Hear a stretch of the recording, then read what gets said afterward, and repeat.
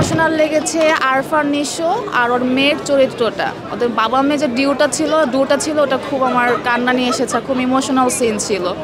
আর আরফান নিশো তো বরাবরই খুব ভালো অ্যাক্টর, তো ওর মুভি প্রথম দেখলাম, খুবই সুন্দর। আর দাগি সিনেমাটা ওভারঅল কেমন লাগছে? ওভারঅল ভালো, সবাই ভালো করেছে, বাট আরফান নিশো আর ওর মেয়েটা মানে কুশলী খুবই সুন্দর অ্যাক্টিং করেছে, খুবই। সিনেমা দেখে বের হয়ে আসছি, শিহাব পুরো কৃতিত্ব যিনি ইয়াটা লিখেছেন পরিচালক শিহাব শাহীন, কারণ এত চমৎকার একটা গল্প আমাদের বাংলাদেশের চলচ্চিত্রে বাংলা সিনেমাকে আরও কয়েক ধাপ উপরে নিয়ে গেছে। আর শিহাব শাহীনের সাথে নিঃসন্দেহে প্রত্যেকটা অভিনেতা অভিনেত্রী, বিশেষ করে আফরান নিশো এবং আফরান নিশোর কন্যা চরিত্রে যে মেয়েটা করেছে অসাধারণ অভিনয় করেছে।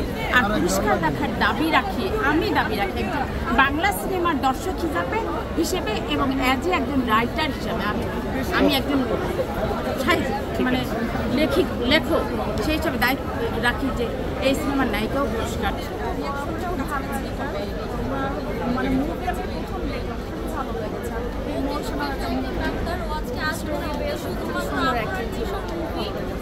কান্না চলে আসছে আপু বলতেছিল, এটা কেন?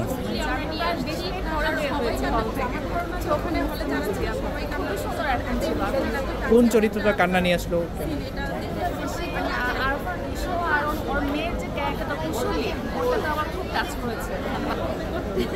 আমাদের অবস্থা খারাপ, আমাদের বুফে খেতে যাওয়ার প্ল্যান ছিল, মুভি দেখার পরে সেটাও ক্যান্সেল হয়ে গেছে, অনেকেরই মন খারাপ, ইভেন ওরও মন খারাপ হয়ে গেছে।